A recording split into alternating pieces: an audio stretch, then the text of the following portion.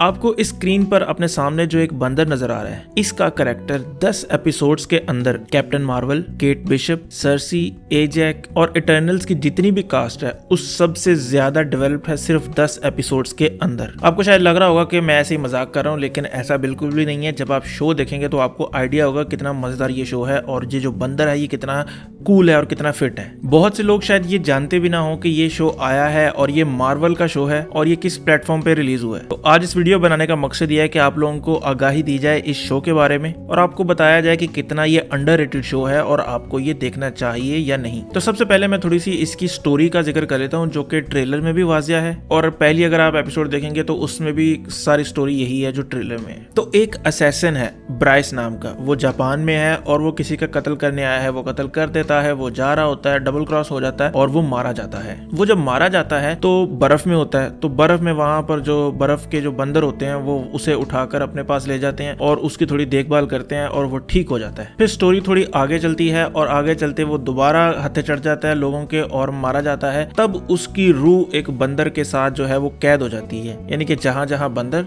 वहां वहां वो। जिस तरह चमत्कार मूवी में शाहरुख खान और नसीरुद्दीन शाह होते हैं कि एक भूत होता है और वो उसको गाइड करता है, सेम उसी तरह की स्टोरी है। लेकिन यहाँ पर फर्क ये है कि ये जो बंदर है ये पूरा जो है वो बीस्ट मूड में निकल जाता है और जो आता है उसको रगड़ता जाता है, मारता जाता है और एक किस्म का दुनिया का नंबर 1 असैसिन बनता है। और इसमें सिर्फ यही नहीं, हमें इसमें पनिशर का जिक्र भी देखने को मिलता है और बुलजाई जो कैरेक्टर है वो मेल कैरेक्टर, तो इसके राइट्स शायद नहीं मिले इन्हें, उन्होंने लेडी बुलजाई को यूज किया है जो कि काफी खतरनाक होती है शो में। और ऐसा नहीं है कि ये बंदर अपने हाथों से कत्ल करता है, बंदूक चलाता है, सूट पहनता है, जिस तरह मैन ब्लैक में वो सूट पहनते हैं उस तरह का सूट पहनता है, असैसिन टाइप प्रॉपर जो है वो कूल किस्म का बन के। और उसके अलावा वो जापानीज के जो होते हैं ना वेपन्स जैसे कटाना वगैरह वो भी यूज करता है, यानी कि इसमें शॉर्ट फाइट भी आपको देखने को मिलेंगी। अच्छा, अगर मैं इसकी एनिमेशन की बात करूं तो एनिमेशन कोई बहुत ज्यादा अच्छी नहीं है। अगर किसी ने आर्चर टीवी शो देखा हो तो आर्चर की जिस तरह की एनिमेशन है उस तरह की थोड़ी बहुत एनिमेशन है, एग्जैक्टली वैसी नहीं है, वो थोड़ी अच्छी है। ये थोड़ी जिस तरह होती है ना स्पूफ वीडियोस की, आपने देखी होगी काफी इंटरनेट पे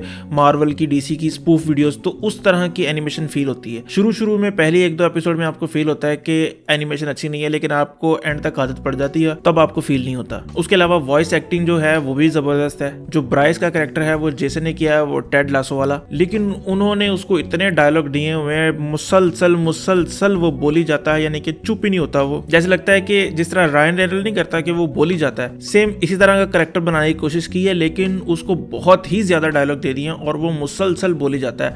आप सोचते हैं कि यार तेरी मेहरबानी यार चुप हो जा, लेकिन वो चुप नहीं होता और वो मुसलसल बोली जाता है। इसके अलावा जिसको इनविंसिबल पसंद है तो उसको ये भी पसंद आएगा, क्योंकि इसमें भी काफी खून खराब है और इसमें जो फाइट सीक्वेंस टाइप डाले गए हैं, एनिमेशन तो है ही है, लेकिन फाइट सीक्वेंस जो डाले हैं वो बड़े जबरदस्त हैं, आपको देख के जरूर मजा आएगा। बाकी ये सारी जो स्टोरी है ये जापान में है, तो जापान की कुछ चीजें भी आपको देखने को मिलेंगी, जैसे उनके होते हैं ना भूत और पुराने वॉरियर और सैमुराई वगैरह, वो भी काफी चीजें इसमें आपको देखने को मिलेंगी। बाकी ओवरऑल मुझे तो ये शो बहुत जबरदस्त लगा है। हाँ, एनिमेशन का कुछ हिस्सा निकाल दें और कुछ जो डायलॉग वगैरह उसको बहुत ज्यादा दिए हुए वो काफी इरिटेटिंग फील होते हैं, तो वो अगर निकाल दें तो ये बहुत जबरदस्त शो है और आपको लाजमी देखना चाहिए। तो 10 ही एपिसोड हैं, आप किसी दिन भी एक टाइम निकाल लें और बिंज वॉच करें और 10 एपिसोड ऐसे करके खत्म करें। अच्छा, हुलू ने सिर्फ ये शो नहीं बनाया, उसके अलावा भी एक एनिमेटेड शो बनाया है मोडोक के नाम से। मोडोक तो आप जानते ही होंगे, कैरेक्टर बड़ा फेमस है, तो मैंने वो देखना शुरू किया है। वो उसके भी 10 ही एपिसोड हैं और उसका पहला एपिसोड देखा है और वो नेक्स्ट लेवल फनी है और मजा आ गया उसको देख के, तो उसका भी मैं पूरा देख के रिव्यू बनाऊंगा। बाकी आप लोगों में से अगर किसी ने देखा है ये हिट मंकी वाला तो आप इसका कमेंट करके लाजमी बताएं कि आप लोगों को कैसा लगा।